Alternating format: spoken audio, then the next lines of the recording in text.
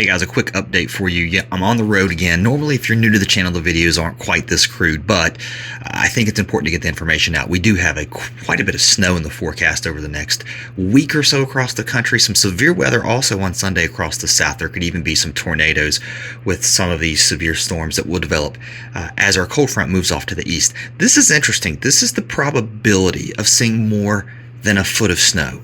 And what I think is interesting is this area right here along the East Coast. Look at that. I mean, I know it's not that high, but the fact that you're dealing with 20 to 30 to, in some cases in Eastern Virginia, 40 to 50% chances of seeing more than a foot of snow, really impressive. And when you drop that down to more than 6 inches of snow, you start to see that back off to the west from southern Missouri into Arkansas, east into Kentucky, Tennessee, West Virginia. And of course, you've got the snow going on right now in the Northeast. With the system that's moving through right now, which we're going to talk about that too. We're going to start with the GFS. This is a look at the snow that's moving through the Great Lakes. A lot of rain, a ton of flash flood warnings on the southern side of our system that's moving through now. That rain will continue from Ohio south into Kentucky, Tennessee, West Virginia, all the way down into the deep south through Sunday, and we'll see the severe weather again further to the east. Heavy snow starts to pick up from Ohio, eastern Michigan into southern Ontario as we move through Sunday, and we could see quite a bit of snow here. In some places, especially into Maine, could see 1 to 2 feet, especially into northern Maine. As you get closer to the coast, we may mix over with some ice and some freezing rain. Now all eyes turn to what's next. Our storm looking like it's going to organize across parts of the central U.S. First, we'll see snow break out on Tuesday. Really, some of this not really associated with our main winter storm. We'll start to see the snow become more organized into Kansas, Missouri, also Oklahoma as we head into Tuesday afternoon, Tuesday evening, and Tuesday night. Now by Wednesday morning, that snow is pushing east into southern Illinois, Kentucky, Tennessee, and now look how it moves into Virginia.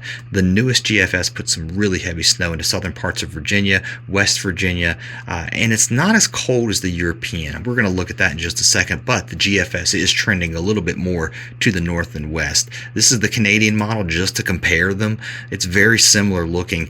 It's keeping that low right near the coast. However, the Canadian and the European still want to bring this thing up the coast. That puts a big snow along the I-95 corridor. Let's get a little bit closer here on the European, and then we'll look at some of the numbers here. Again, across the country, if you take this thing and really back it out, I was going to focus in on the east, but I want to show everybody here, especially across the central U.S., that we're seeing a pretty good agreement between all of the models for some snow. However, the European is a little bit further to the south too, putting that snow into Oklahoma, still in Arkansas, Missouri, western Tennessee as we head now into Wednesday. And then by the time we get into Wednesday afternoon, Wednesday evening, that snow could be pushing into, dare I say, North Carolina, maybe the mountains, but potentially outside of the mountains too, down to the Piedmont, from Winston-Salem up to Greensboro. You know, it's always tough to get snow into the Piedmont, but you might just have the setup here as we get more of a coastal low setup. That puts heavy snow on the backside of it too. As this cold air moves in behind our storm, we get the dynamic cooling going on, so we could see a heavy dump of snow. And by the way, if you're brand new to the channel, thanks for coming over. I'm Travis. I used to be a chief meteorologist many years ago on television, but I've been out of that business and been doing these YouTube videos now. So if you want to follow along, if you're a weather geek like me, that's fine. I hope you'll subscribe. Our low moves up the coast on the European this afternoon and this evening. Look, it was a little bit further offshore. The GFS actually was closer to the coast, so I think there's still a lot of questions as to what happens across the Northeast. If you look at the snow, these are the totals through Monday. There's that snow across the northern parts of New England. Now we're going to throw this into motion and show you the snow that's on the way as we head into Tuesday and Wednesday, and we'll work our way west.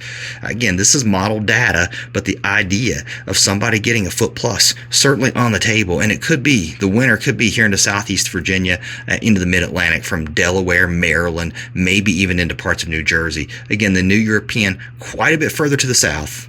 The same area on the GFS showing a little bit further of a north track. So that's something that's going to be ironed out over the next couple of days.